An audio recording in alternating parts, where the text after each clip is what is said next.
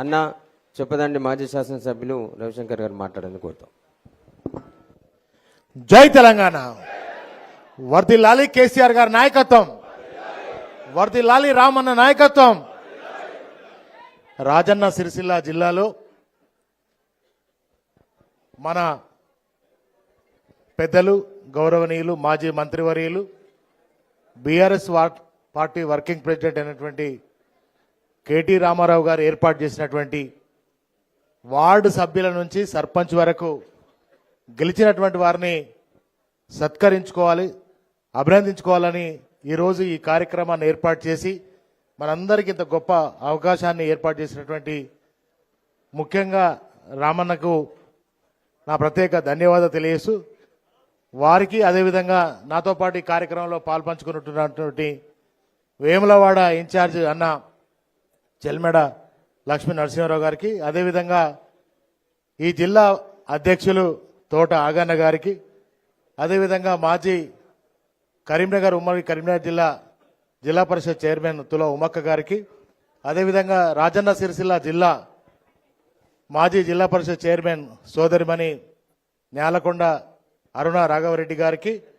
అదేవిధంగా చిక్కాల రామన్న గారికి, బాపన్న గారికి, చిందం చక్రపాణి గారికి, వేదిక ఉన్నటువంటి మా తోట మాజీ జిల్లా పరిషత్ వైస్ చైర్మన్ సిద్ధం వేణు గారికి, వేదిక ఉన్నటువంటి గౌరవనీయులు పార్టీ మండల పార్టీ అధ్యక్షులు, మాజీ ఎంపీపీలు, మాజీ జడ్పీటీసీలు, అదేవిధంగా ఈరోజు మరి వేదికకు వచ్చినటువంటి వార్డు సభ్యులు, ఉప సర్పంచులు, సర్పంచులు అందరికీ నా శుభాకాంక్షలు తెలియజేస్తూ మరి ఈరోజు ప్రజల మద్దతుతో ప్రజల దీవెనతో పార్టీ వాళ్ళందరూ కూడా గ్రామాన మరి ప్రతి వార్డు సభ్యుని గెలిపించడంలో ప్రజలు కూడా మరి ఎవరిని గెలిపించాలి, మరి ఈ 2 ఏళ్లుగా కాంగ్రెస్ ప్రభుత్వం గతంలో ఎన్నికల కంటే ముందు 420 హామీలు చెప్పి 2 ఏళ్లుగా ఏమి చేయలేదు. ఎవరైతే ప్రజల మద్దతుతో గెలిపించాలి, ఎవరిని గెలిపిస్తే తిరిగి మరి ప్రజలకు న్యాయం జరుగుతుందని భావించి ఇక్కడ గెలిచినటువంటి ప్రతి ఒక్కరికి కూడా నా శుభాకాంక్షలు అభినందనలు తెలియజేస్తా ఉన్నా. నిజంగా బీఆర్ఎస్ అంటేనే మళ్ళీ కేసీఆర్ గారు అయితేనే ఈ రాష్ట్రానికి ముఖ్యమంత్రి అయితేనే బీఆర్ఎస్కి గులాబీ జెండా సంబంధించిన వాళ్ళు మాత్రమే ప్రజలకు న్యాయం చేయగలుగుతారు, ప్రజల పక్షాన కొట్లాడతారు, ప్రజలకు అభివృద్ధి కోసం కూడా కొట్లాడేటువంటి నాయకులు ఎవరు అంటే ఈ గులాబీ సైనికులనే నమ్మి మనల్ని గెలిపించినటువంటి ప్రజలకు మనం అందరం కూడా అండగా ఉండాలి. ప్రజలకు మనం రేపు పొద్దున్నుంచి మళ్ళీ ప్రజల్లో మమేకమై వారి మరి సేవ చేసుకునేటువంటి అవకాశాన్ని కల్పించారు కనుక వాళ్ళ తరపున మనం కొట్లాడాలి. మరి ఈ యొక్క మనం అందరం కూడా 10 ఏళ్ళుగా ఏం జరిగింది మన అందరికి తెలుసు. 10 ఏళ్లలో తెలంగాణ ఏర్పడంగానే ఆ ఊరిలో చెరువు బాగుపడ్డది. ఆ ఊరిలో తాగడానికి నీళ్లు లేకపోతే మిషన్ భగీరథ ద్వారా మరి బ్రహ్మాండంగా నీళ్లు వచ్చినాయి. లేని కరెంట్ వచ్చింది. రైతు ఎరువుల కోసం విత్తనాల కోసం సావుకారు దగ్గర అప్పు చేసే బాధ తప్పింది. అట్లా గ్రామాన కళ్యాణ లక్ష్మి లాంటి అద్భుతమైనటువంటి పథకాలు ఏ రాష్ట్రం కోసం ఎట్లా తెలంగాణ తెచ్చుకోవాలని సావు నోట్లకు పోయి తెలంగాణ తెచ్చిన రాష్ట్రానికి రోల్ మోడల్గా నిలిపించినటువంటి ముఖ్యమంత్రి మన తొలి ముఖ్యమంత్రి కేసీఆర్ గారు. మరి ఈ దేశంలో అవార్డ్స్ తెలంగాణ రాష్ట్రానికి ఎన్ని వచ్చినాయి అంటే 70 అవార్డులు వచ్చినాయి. మరి పల్లె ప్రగతి అనే ఒక అద్భుతమైన కార్యక్రమాన్ని పెట్టుకొని లేని చెత్త ఎట్లా ఎత్తిపోయాలని ఆలోచన చేస్తే ట్రాక్టర్ వచ్చింది. గ్రామాన చెత్త ఎత్తిపోయి ఇవాళ ఆ ట్రాక్టర్లన్నీ మూలకు పడ్డాయి. దానిలో డీజిల్ పోసే పరిస్థితి లేదు, ట్రాక్టర్లు నడిచే పరిస్థితి లేదు, చెత్త ఎత్తే పరిస్థితి లేదు. అట్లాగే మనమేమో చెట్లు పెట్టి మరి ఈ యొక్క తెలంగాణ ప్రజలకు ఆక్సిజన్ అందించాలనే ప్రయత్నం చేస్తే ఉన్న చెట్లను నరికేస్తున్నారు. రోడ్డు పొంటి పోతుంటే చాలా బాధ అనిపిస్తుంది. నేను వీడియోలు ఫోటోలు కూడా తీసుకుంటున్నా, చాలా బాధ అనిపిస్తుంది.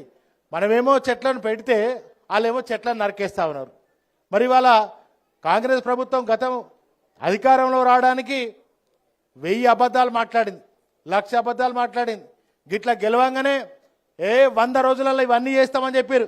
గిట్లా పోయి ఇప్పుడు కేసీఆర్ ఇస్తే 2,000 మేము 4,000 అన్నారు. కేసీఆర్ ఇస్తే 1,00,000 రూపాయల రుణమాఫీ, ఇక 9 తారీఖు తర్వాత 2 లక్షల రుణమాఫీ అన్నారు. జరిగినాయి అక్కవి? తులం బంగారం వచ్చిందా చెల్లె? అయ్యో ఇట్లాంటి అబద్ధాలు పచ్చి అబద్ధాలు మాట్లాడినారు. దాదాపు సగం పరిపాలన అయిపోయింది. సగం పరిపాలన అయిపోయింది. ఏమన్నా జరిగిందా? ఊళ్ళే తట్టెడు మట్టి తీసిరా, ఒక ఇటుక పిల్ల పెట్టిరా, సిమెంట్ కలిపిరా అంటే ఎక్కడ కూడా ఒకటి చేయలే. మనం చేసిన అభివృద్ధి మాత్రమే ఊళ్ళే.